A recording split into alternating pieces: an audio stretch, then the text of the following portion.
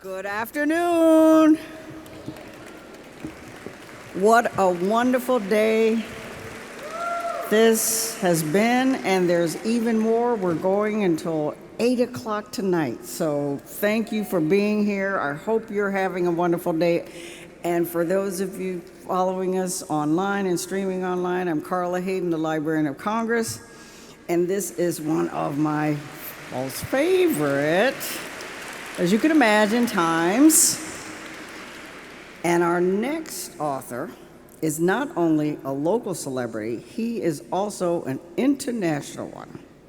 Chef José Andrés is as well known for the many extraordinary restaurants he runs as he is for his humanitarian efforts. In fact, he will be leaving directly after this program to go help others. So he's backstage signing books right now, because if he doesn't catch the plane, he won't be able to get there. You probably know that following the 2010 earthquake in Haiti, Chef Andrés formed the World Central Kitchen to feed the distressed island nation. And then after Hurricane Maria struck Puerto Rico in 2017, he once again answered the call for relief efforts by providing millions of meals with his team of chefs and volunteers.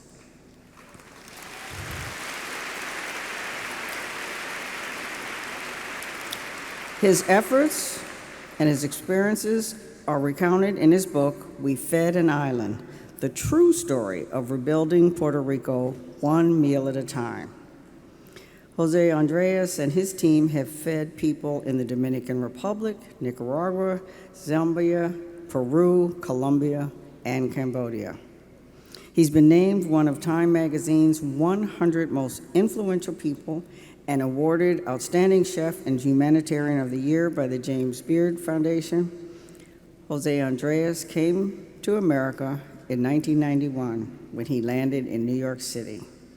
And he's since gone on to cook in some of the world's finest restaurants. And now he has more than 30 award-winning eateries to his credit. And Washington, D.C. is very fortunate that he calls this area his home. I think we should applaud for that one.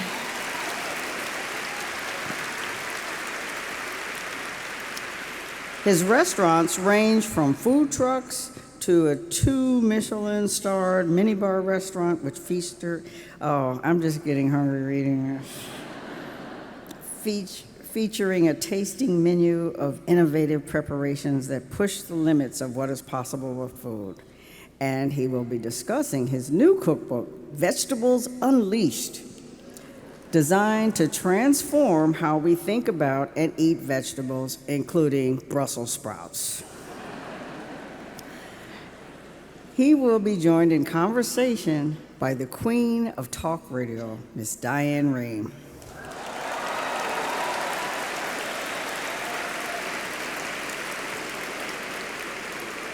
She is a native Washingtonian who began her radio career as a volunteer for WAMU in 1973.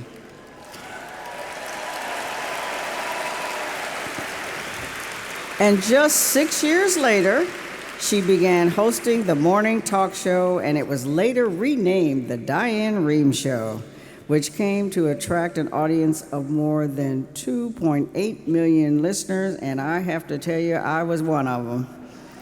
The final broadcast of the show was on December 2016, and her show lives on as a podcast, however, called On My Mind. So please welcome Chef José Andrés, we can all say it together, and Diane Rehm.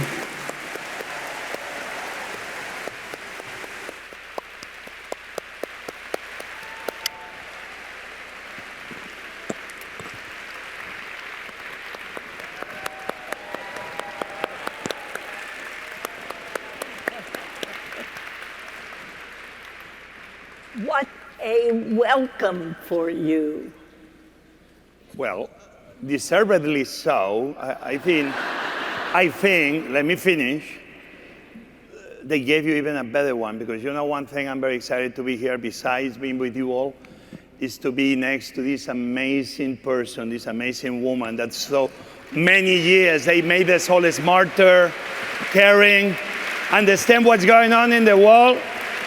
Can we give another bigger round of applause to Diane Rehm? You are too dear, thank you. And for you. You've probably already heard that Jose is not going to additionally sign books because he is taking off immediately after this is over to fly to Florida. Where else? Really?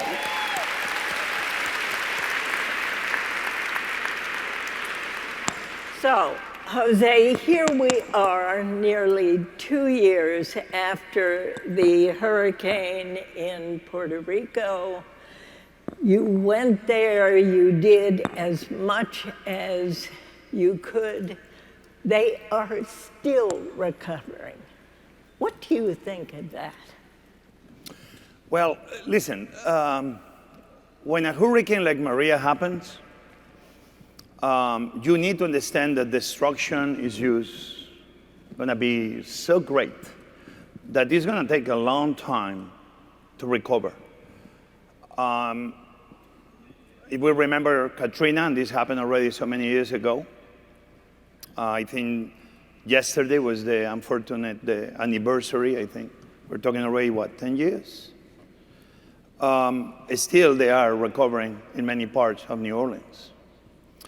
And this is only telling me one thing, that I have no doubt that America is the most amazing country my wife and I, we could join as immigrants when we came over 25 years ago. Because I learned that when America comes together and they put aside petty fights and parties and political parties and Republicans versus Democrats, and we only bring the best heart of every single American people, we can recover out of anything. But we need to leave the politics out of it. And that's it. At the same time, I'm saying I want to leave the politics out of it. Is certain things cannot happen. I cannot have my president use almost finger pointing to Puerto Rico when a hurricane is about to hit the island. That's not the moment to do it. And that's what we have leaders for, to bring all of us together, even people that think different than us, people that don't see about issues in the same way that us, but at the end, genuinely, we all agree more on things that we disagree. That we, the people, is stronger than anybody, that we cannot break that bond. So that's what I believe about Puerto Rico and reconstruction. I know I didn't answer you the answer is straight up, and I made it my own answer. But Diane, you know we are in Washington. You know we are in Washington, and politicians never answer anything after they are asked. Oh, but you do. And even cook like me, we just learn the bad ways, and I apologize for it. Now, the one thing you did not say, when you got here to the United States, how much money did you have in your pocket? I arrived 2 times to the United States. Okay, how about the first time? The first time, I was in the Spanish Navy, and I came sailing in a tall ship, 4-mast. And I was very lucky to serve on the Spanish Navy, and we went around the world. And I came Pensacola, and I remember the day I arrived to New York with Ellis Island and Statue of Liberty. And I was 8 days in New York, and that day I had, I didn't need much money because I was young and I had food in the ship. But the second time probably is the one that counts, when I came to stay. In case he's an immigration officer in the room, I came legally. Even I had few hiccups later on. And then I had $50. But I came more or less with the promise of a job, with the promise of a bed. And that made my life very easy. That's why as an immigrant sometimes, I do believe in the moment we are living. I want to send this clear message to everybody. Immigration is not a problem for America to solve. It's an opportunity for America to seize. We need to be asking our Congress to pass immigration reform. We had President Bush try to do it. We had Republicans trying to do it, Democrats trying to do it, but at the end, some forces don't want that to happen. Why? That's what we need to be asking ourselves. So, yeah, that's my answer about how much money I got when I came to New York. I told you I'm not going to need to say very much here this morning. So when Hurricane Maria erupted 2 years ago, you chose to go directly down there as you were going to Florida today. Tell me why you felt you had to go do that. Well, we saw the hurricane was going to be total destruction. And I felt the urge to go. It's not the first time I did it. I've been doing this for many years before. What happened in Puerto Rico was something like, everybody was aware. When I go to hurricanes, I don't do press releases. I ask my wife for help with putting together some clothes, and that's it. And I show up and I began feeding people. For me, the inspiration probably was moving into Washington, D.C. on 7th and E, and I guarantee you almost none of you have done that. One of the most important buildings that you should visit in D.C. is on 7th and E. Yes, ma'am. The Clara Barton Missing Soldiers Office. That woman with nothing, she was able to single-handed take care of many of the wounded at the Civil War, and because her, the American Red Cross was created. When I moved to DC, my apartment was across her. My mom, my dad were nurses. The idea was very clear to me that if a person like Clara Barton with nothing at her disposal was able to do so much good for the American soldiers of both sides, why cooks like me, we cannot do exactly to put our expertise at the service of others. So really the first time was in Haiti. And then we began going to hurricanes all around. Sure. Puerto Rico, when I landed, I told my wife, I landed on a Monday, 3 days after Maria hit the island, on probably the second plane that landed in San Juan.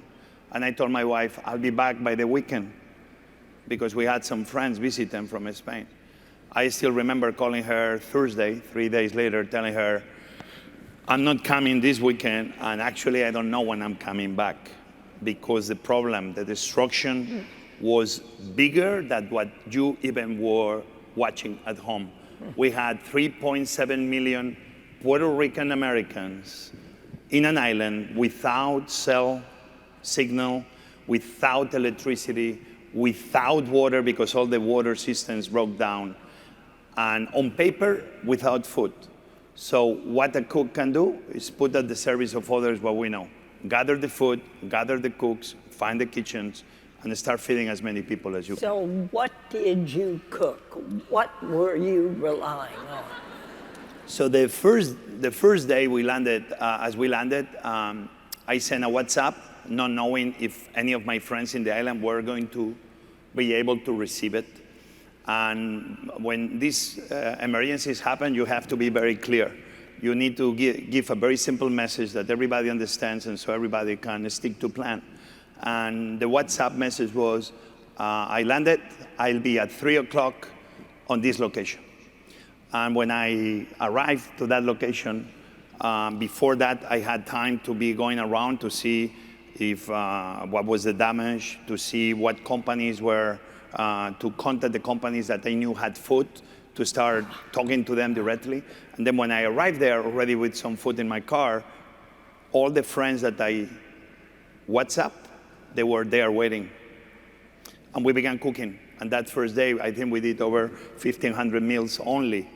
We went from 1,000 meals the first day, and 20 friends, and one restaurant, We went from 1,000 meals a day to 150,000 meals a day. We went from 20 friends to 25,000 volunteers.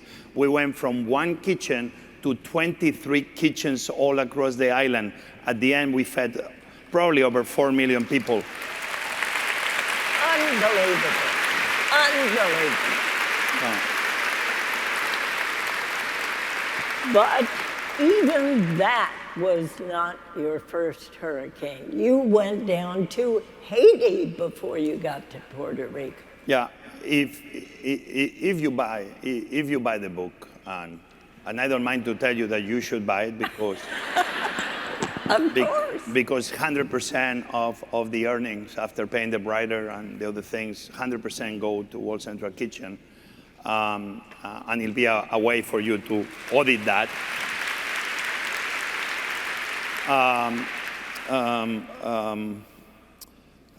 In the book is a chapter that we compare the American aid to Haiti, Port-au-Prince after the earthquake, and our own aid to our own land. And in this chapter, we compare number of people that were sent, number of helicopters, number of military personnel, number of meals, all the assets that were available to us.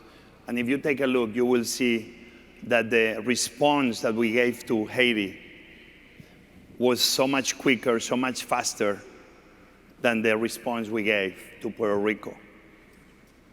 And I'm very proud as an American that America did so well in Haiti, helping the great people of Haiti and the people of Port-au-Prince.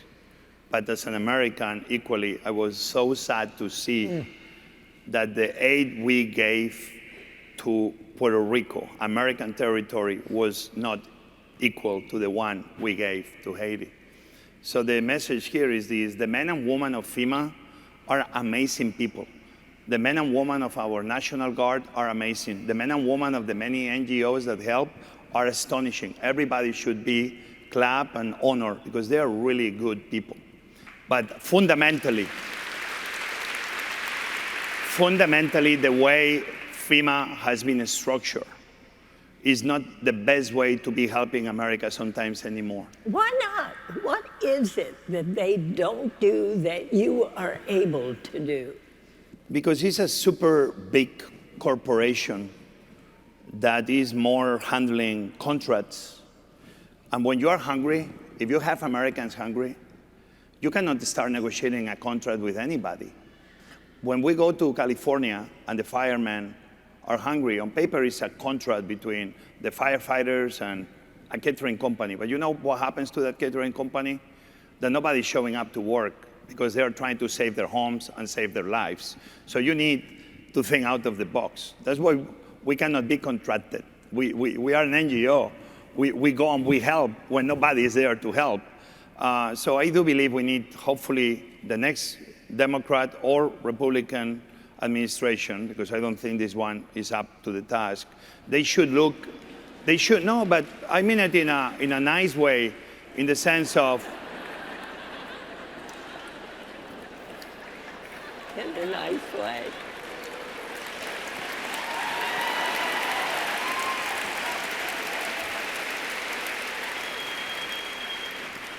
FEMA is there to support Americans, and most of the time they do a great job, but sometimes they don't, and they are not self-critical of themselves.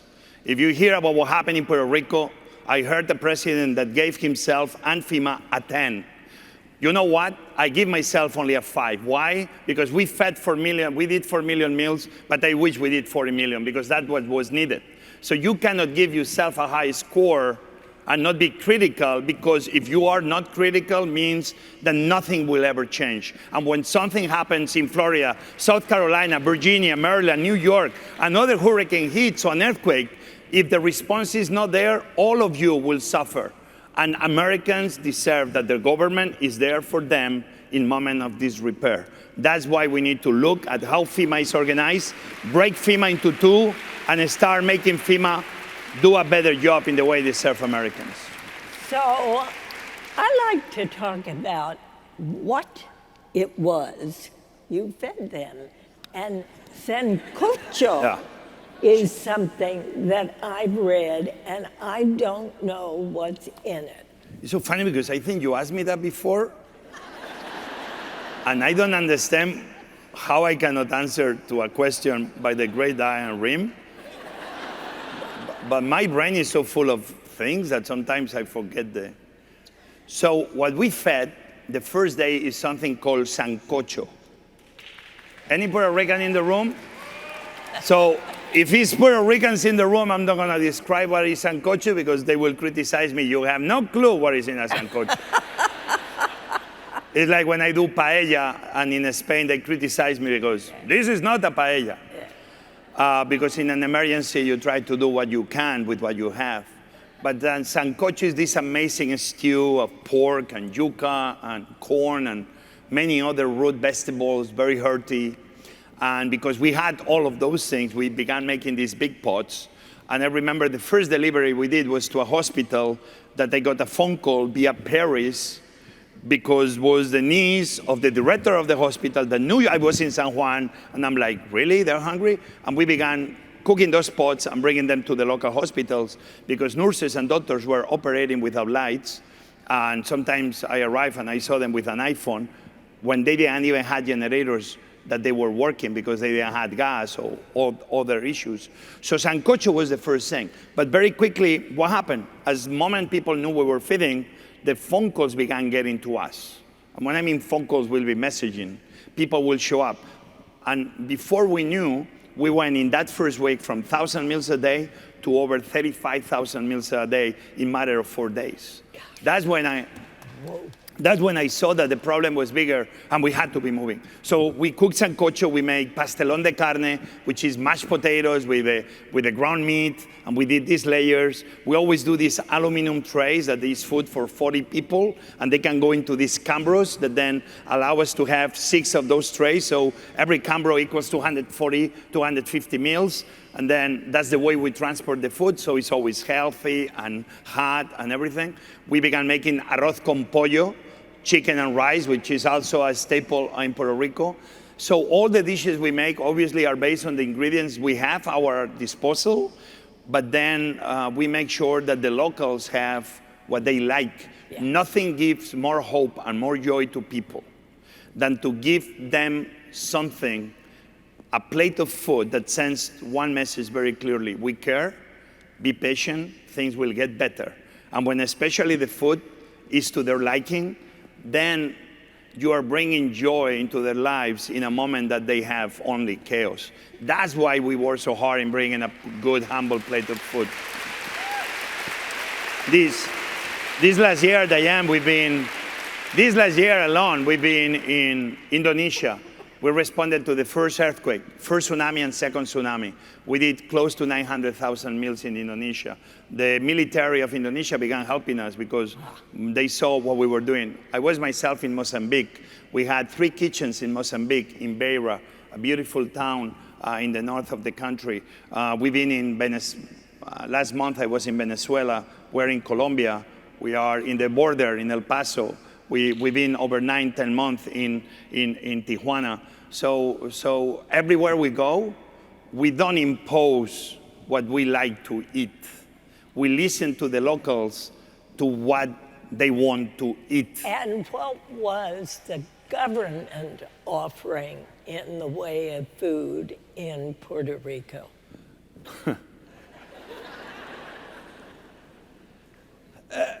That's a longer conversation. I'm guessing it's a lot of military here, and I'm amazed. I have many men and women friends in the military, and when they go to battle combat zones, they have what they call the MREs, that meals ready to eat. But if you go and search MRE, is many different names that they use the M, the R, and the E. And it's too many kids in the audience for me to be telling you. But MREs are brilliant. You can buy an MRE, you can put it in the middle of the highway, you come back 50 years later, and the MRE is still perfect.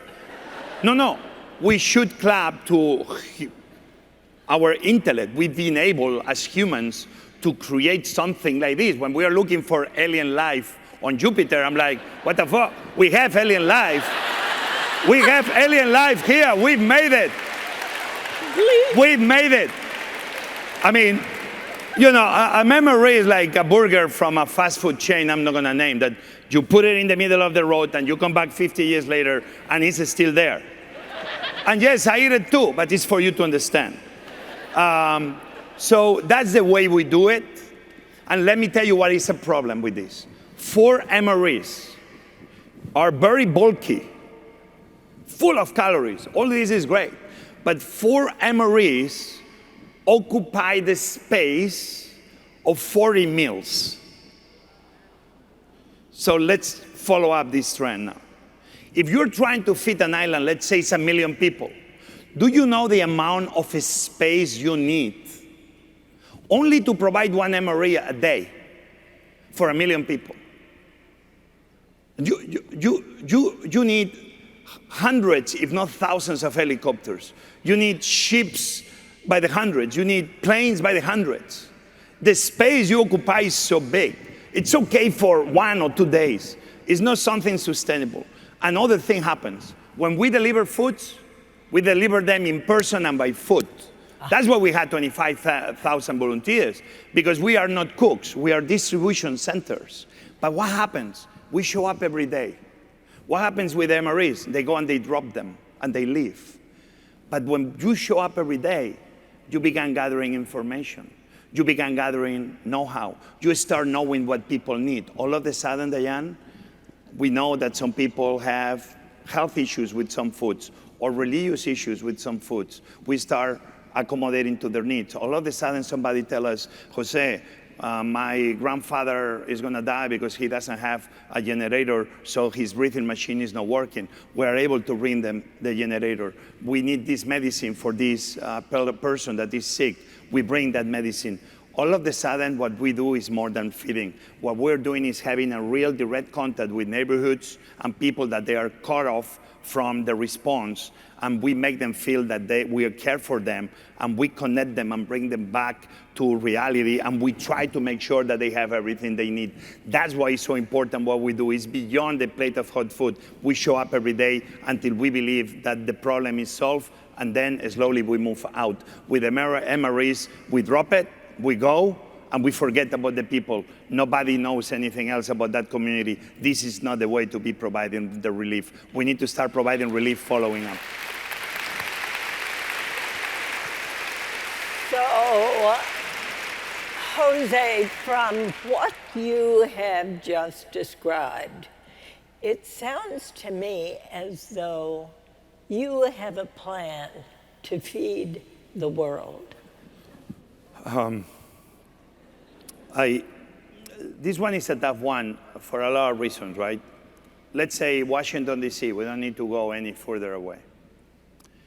And in a city of 600,000 people, I think we are 670, oh, no, sorry, we are about to reach 700.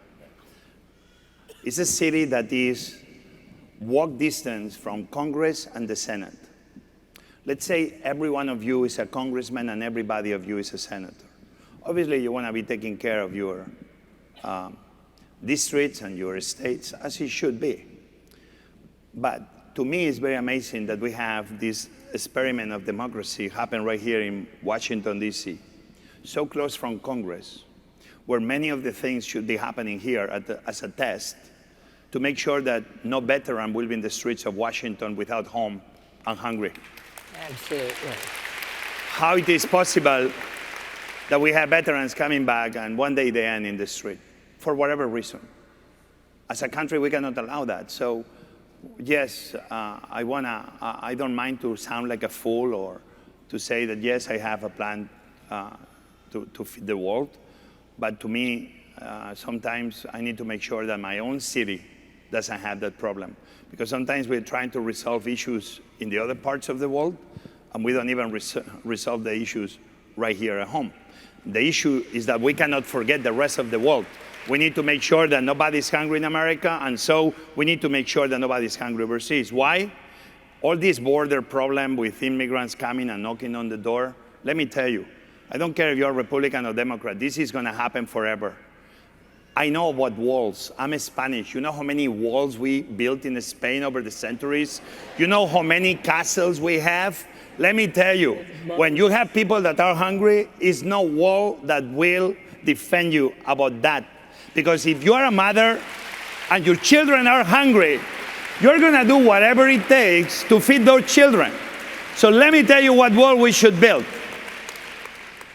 I believe that the America and the wall I want to leave to my daughters is one that they're going to be safe, not by me building a wall to protect them, but by me building a better world that gives them the option to enjoy that beautiful world of ours. If we build walls of inclusion versus walls of exclusion, if we build walls that are soup kitchens and universities and schools and hospitals, and employment job, and factories.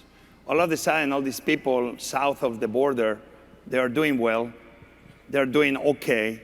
They don't have to leave their homes looking for a better world. It's the destiny and the responsibility of the richer countries of the world to take care of the poorer countries of the world. We like it or not, it's the right thing to do. So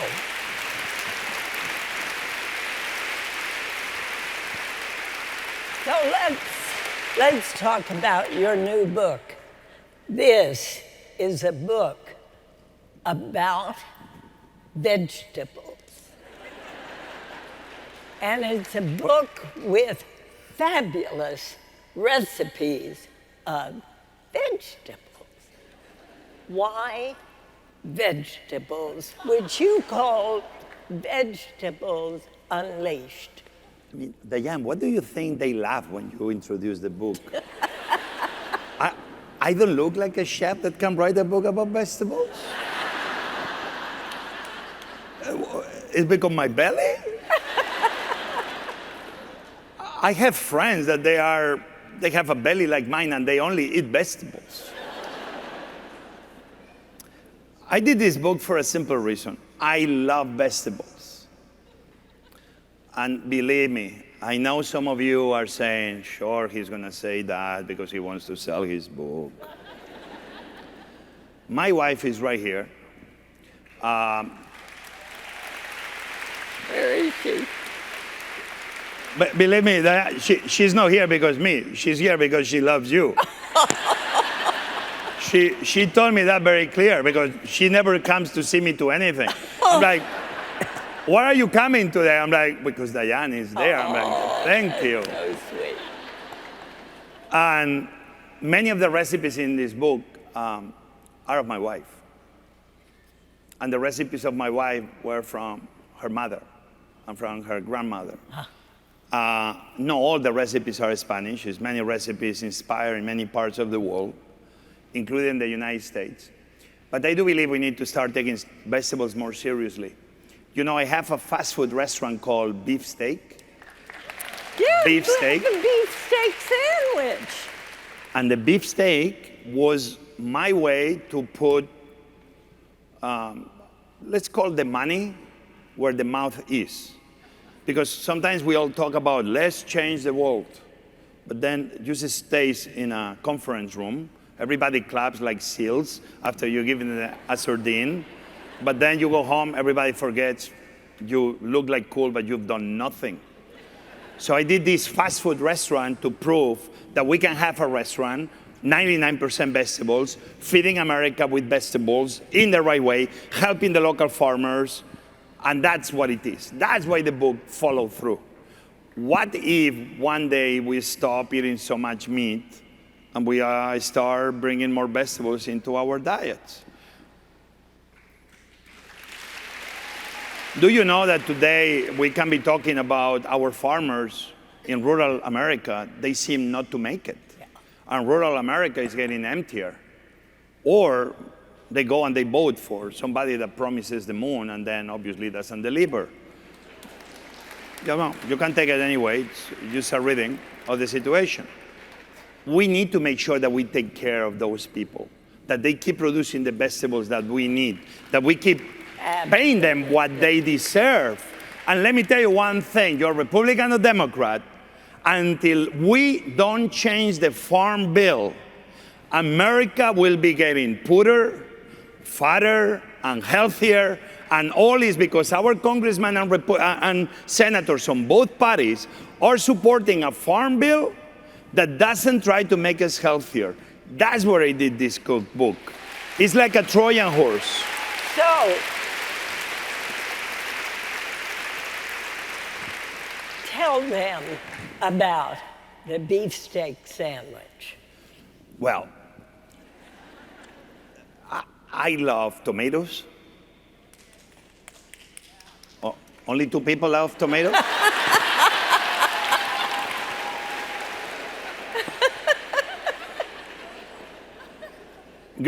Grange tomatoes. Do you know Grange tomatoes? G.R. Lamar Alexander. You know? Lamar Alexander. The senator? Yes. He brought me from his estate the Grange tomatoes. Grange? Himself, personally. Probably one of the best tomatoes in the history of America. Really? What color? Reddish, pinkish. And right there I got bread, some mayonnaise, some salt, even a little bit more olive oil, a big thick piece of the tomato, the bread toasted. But if you don't like it toasted, it's fine. I'm gonna like you anyway. Don't tell me, but I'm gonna like you. And when you bring that sandwich, mayo. Don't forget the avocado. Did they have avocado? Yes. Man. My people, I give them too much freedom. Yeah. Okay, on that particular, this recipe book is like the bills in Congress, that they start being something and they end being something else. Avocado, if you have avocado, but if they build a wall, you have no avocado, people.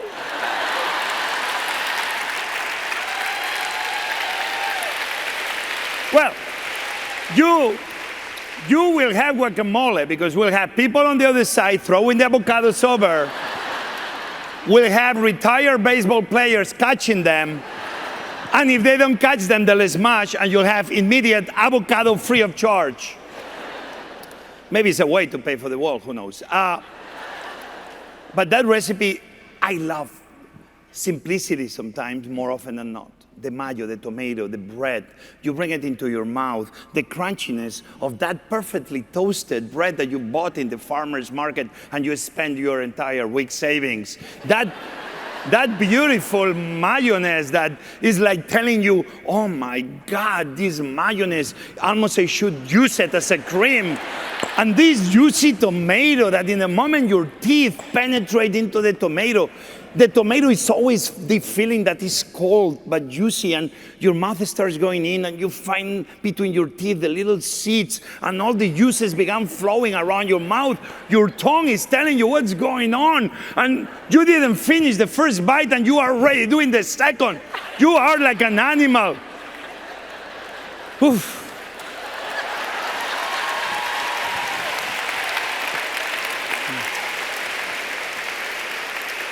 But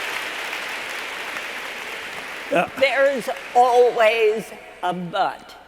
You have written a book about vegetables with wonderful recipes. But think about the number of people in this country, in this city, who do not have access to good vegetables, to even anything in the way of good vegetables.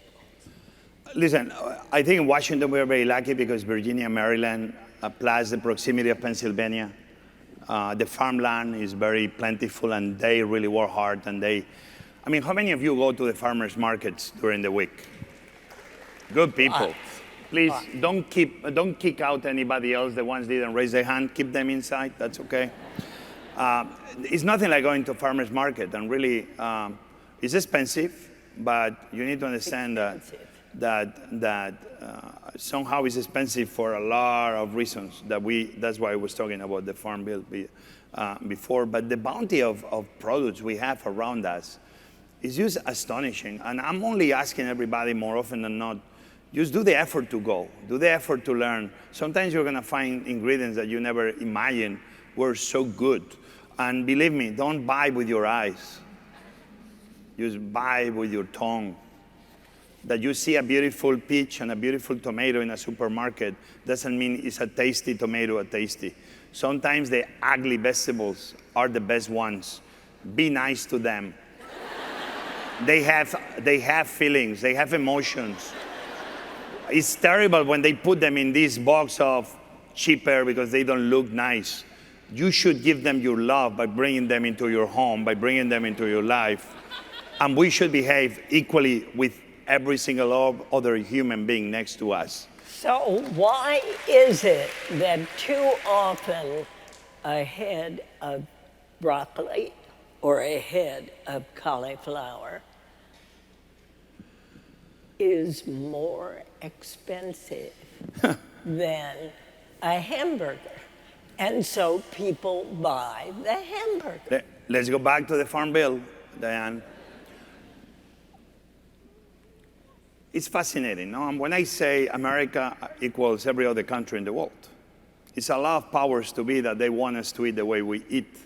But if you go and you look to the USDA, the Department of Agriculture, and you go and you put what the Department of Agriculture wants us to eat, and now it's something in the old days used to be the pyramid, the food pyramid. Of course. I guess there were more Egyptians in the old days. Now they are more interplanetary. Now it's the my plate and it's round. And I don't know why they changed it, but that's fine.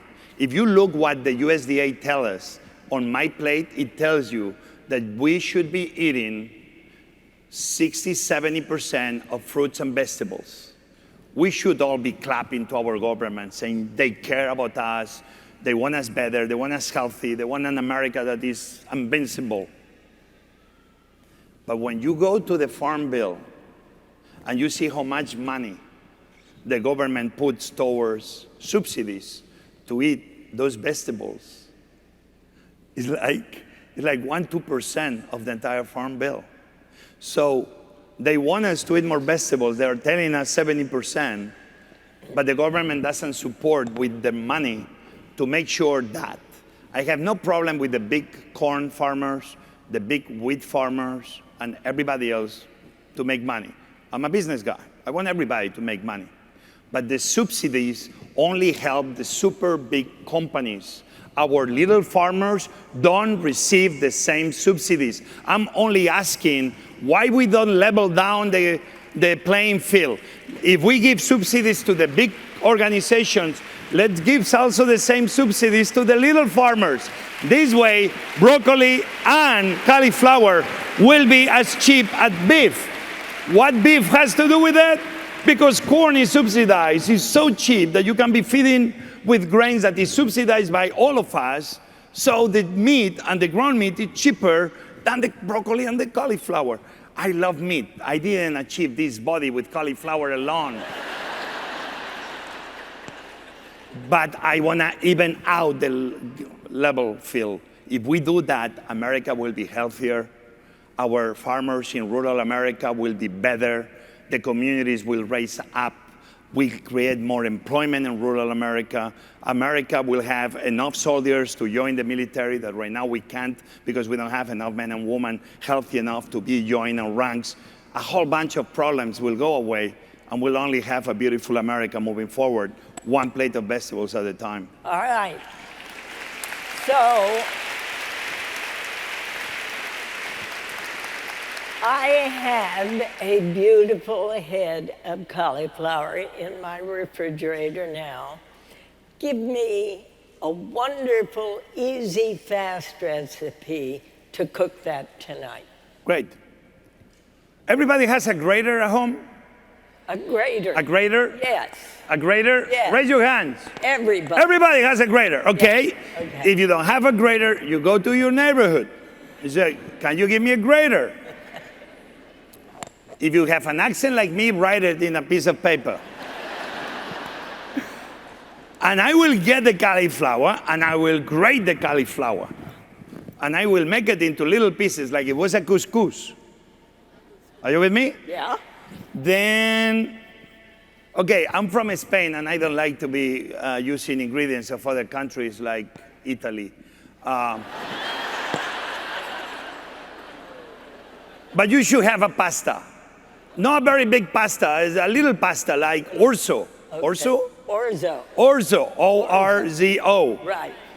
And okay, are you with me? Yeah. And then some olive oil. But this time the olive oil has to be from Spain. If it's not Spanish, ain't gonna be good. And then, all right, let's keep going Italy. Maybe balsamic, maybe apple cider, maybe a local cider, a local vinegar from Virginia, even better. So we have the cauliflower, we have the pasta, we have the... Okay, cheese, you like cheese? Cheese? Yes, yes. All right, if you like cheese, you can buy. Or a dry cheese, because you had this piece of cheese that has been in your refrigerator for the last 7 years, and it's so dry. You should put good face if you have guests. You should not say, oh, it's a piece of old cheese. You should say, I've been aging this cheese for the last 7 years, all right? And then you grate it. So you say, I'm not giving you anything else. If you like leafy onion, you can put. If you have some tomatoes peeled, you can. But let's go simple. You boil the pasta. You have the grated cauliflower. 1 minute before you take the pasta out, you put all that cauliflower into the water. If you like it raw, you leave it outside. Then you strain it. You have the pasta now, the cauliflower, what's happening? They are talking to each other. They are excited because they are meeting people from another part of the world. They're like, wow, baby, where are you from? I'm from Naples, and you from Virginia. Wow, they are chit-chatting, they are having a good time. Then you have the cheese, the olive oil, the balsamic or the cider. You mix, salt. Maybe you have one of those spices that has been in your kitchen for 20 years. Same thing. You put a good poker face and you say, this is sesame seeds from 20 years, extra age. Great, fine. You toss everything, and it's warm right now, so you don't want it too hot. It's the perfect dish. You see, you need to be thinking this way. 1 ingredient, 2 ingredients, they start meeting each other, then you bring somebody else, the conversation goes on, they're happy. If they're happy, the dish is gonna be good. That's my recipe. Okay. We're gonna call it the Diane Rehm cauliflower recipe. Okay. We have time now for just a couple of questions. I don't know where the microphones are. Right here. Okay, here's our first question. Go right ahead. Thank you, Jose, for bringing healthy food to the world and also sustainable food practices, including promoting local and seasonal vegetables. So I wanted to ask you, what recommendations would you give to all the customers out here on how we can find and promote eco-friendly restaurants around the world? Thank you. Eco-friendly restaurants around the world. Listen, obviously you can vote with your plate. Brigitte Savarin, a Frenchman, and I don't mention French people in the open. Guys, I'm a cook. I mean, it's a natural, you know. But Brigitte Savarin, in 1926, he said, tell me what you eat and I'll tell you who you are. The best way to show who you are is the way you eat. And but what I don't want now to do is start not patronizing restaurants because they are all meat or because they have plastic straws. The world is changing quick, and everyone wants to do better. We need, if anything, to be supportive. Every restaurant wants to do better food practices, where we buy, how we buy, composting. But that's a conversation. But it's very important that you show up, including my restaurants, that, believe me, I'm not perfect. 20 years ago, I used to have shark on my menu. Why? Because in Spain was a tradition and was not a problem. I realized the problem. I'm a scuba diver. I support sharks.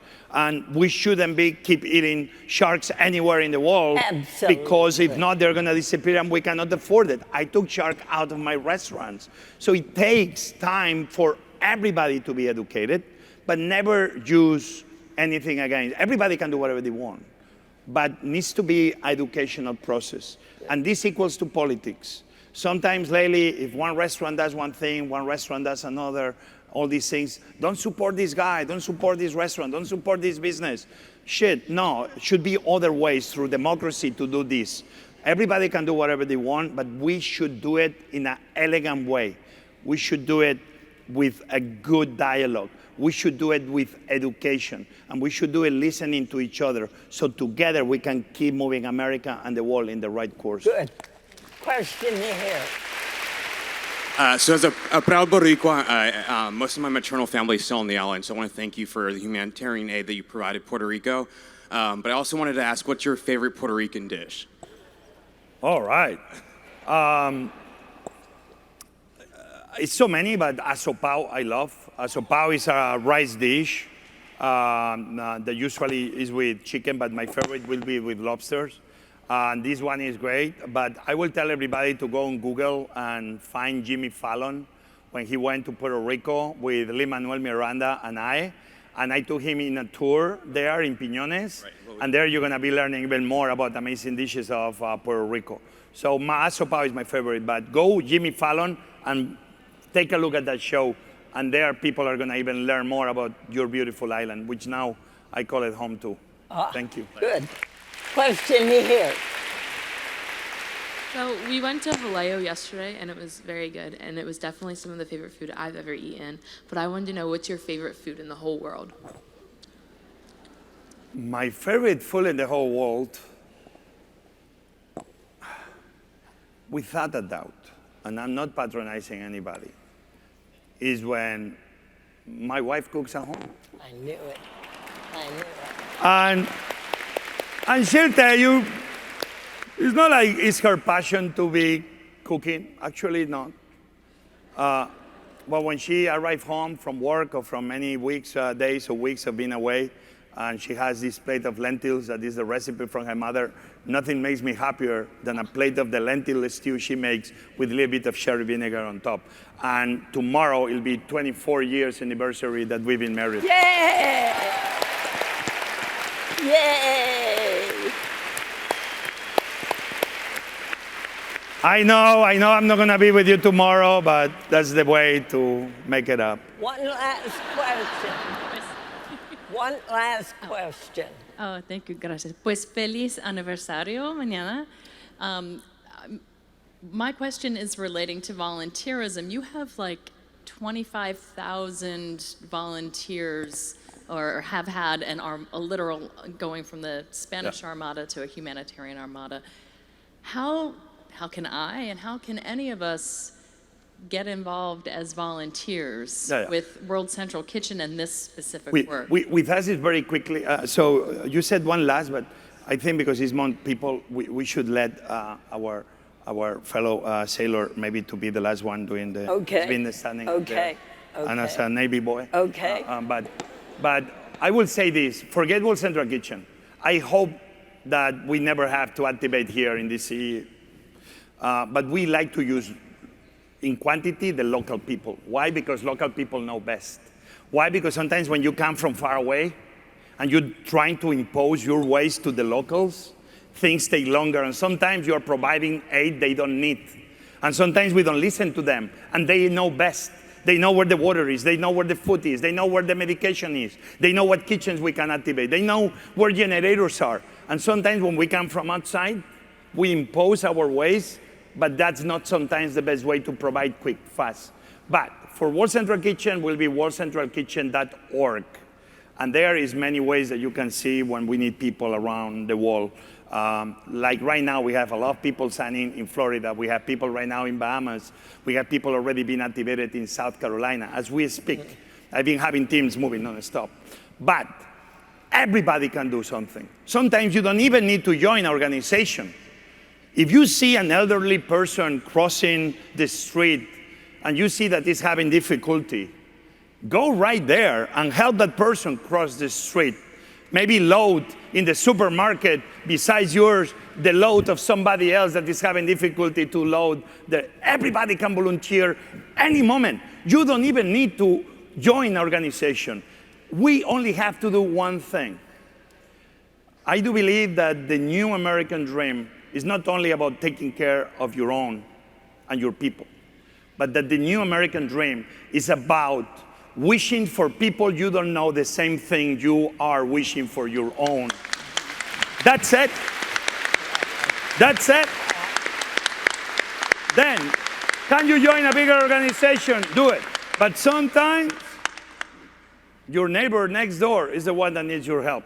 Good. You are your own organization. Good. Every one of us, we are our own organization. I think, yes, your servant. You are the last. Is one, only one? He's going to be last. One more. I'm sorry. Can we do that? Yeah. And he's the last one. I think doing that, we honor all the men and women in uniform that every single day they go beyond. And the blue. Good. Mr. Andres, thank you so much for this opportunity to ask a question and also for your time at the forefront of humanitarian efforts around the world. You spoke earlier about a possible reform in like government subsidized aid. How important do you think that including a cultural research sector would be in that aid? Cultural in what sense? As in being able to research what customs are in the local area. You spoke about how just choosing the right type of food sends a completely different message to the victims and those in need of aid. Totally. I mean, we need to understand one thing, like when you are in government and in charge of taking care of an emergency of millions of Americans, believe me, sometimes it's easier to talk than to do. What we've shown is that almost is not one system that is good for everything, that we need to have more than one way to do it. Because if you know what happens when you plan too much? When the things that you're expecting, they don't go as planned, we lose the possibility to react. People are so focused on a plan that when things go as unplanned, nobody knows what to do. Everybody freezes. That's why adaptation is very important. But I think the cultural part will be always very important. Listen, when we go sometimes, it's people because we have kosher meals sometimes because religious issues. We have only vegetables because some people cannot eat because health, meats, etc., etc. So this is also very important on the response, not because it's cute. Oh, look at, they're bringing vegetarian dishes to this. No, sometimes it's dead or alive. So doing those research, I know FEMA does that, I know Red Cross does that. We are a smaller NGO, but we do that. But I think your idea is great at every level. We need always to be looking. Feeding people at the end of the day is the only thing we do every single day of our lives, from the moment we're born to the moment we die. Offshore feeding is one of the most important things for humanity. So anything we do to give the right importance in how we do it, in the process, guess what? We can start fixing many of the other problems that we have surrounding us. So. Thank you so much. Safe travels in Florida. And One last question. Yeah. Sorry.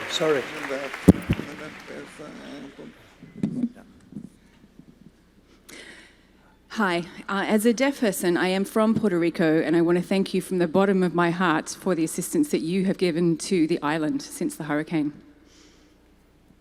That said, my question is, when we look at situations around the world, we look at poverty, we look at hunger, is there any way to partner more effectively with organizations that do the same kind of work you do, or the same kind of work that World Kitchen does? And if we can do that partnership, how?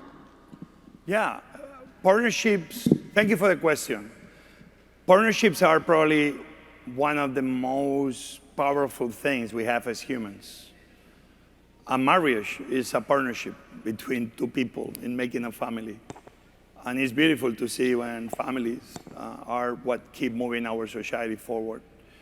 Friendships are a partnership. You decide to have those friends. Nobody's making you befriend them. But then when we're talking about these moments, partnerships are powerful when they work in a smart way. Everybody, if you read the book, you'll see that they had a very big disappointment with Red Cross. Not with Red Cross, the men and women volunteering 24/7, but with the Red Cross, the organization. And as a partner, I was critical. Why? Because we were the little brother. They were the big brother. In the book, you will understand what happened. But then you will understand that, yes, we had some work together. Out of Puerto Rico and out of the book, If you see what has happened lately in California, we got very good friends with the CEO of Red Cross in California. We've been in the fires of Ventura and the fires of Chico. And Red Cross does an amazing job taking care of the shelters. We began partnering very well with them, making sure that every one of those shelters will have food every single day. So partnerships are important. Partnerships always work, but sometimes to be a partner also means that you're gonna tell the others, this is not right, and this needs to change. If you don't change it, this partnership ain't gonna work. When you are honest about that and you make the partnerships understand each other, then partnerships can be super productive, as World Central Kitchen, from almost fighting in Puerto Rico to then working so well together in North Carolina, California, and other parts with Red Cross. That shows you that partnerships are powerful. So for me, I want to be working always with more people, but again, needs to make sense. You cannot just partner to do the tweet to say, I'm partnering with this organization.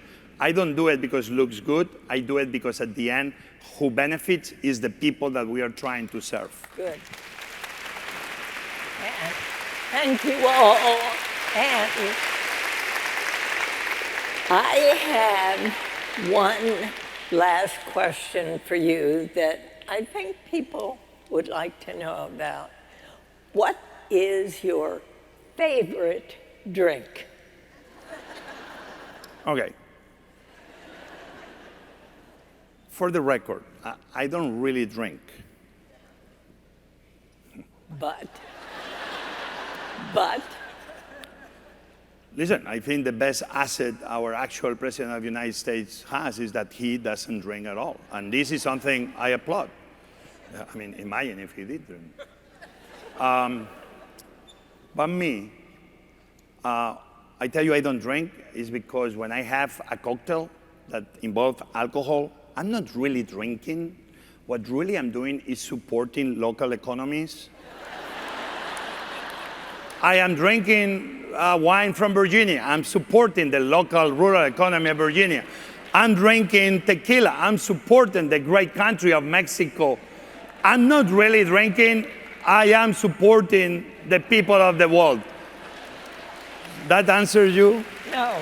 What about a Bloody Mary? But if you tell me one favorite drink that doesn't involve alcohol, I have to go back. And yes, you're going to say, man, this guy, we are tired of him.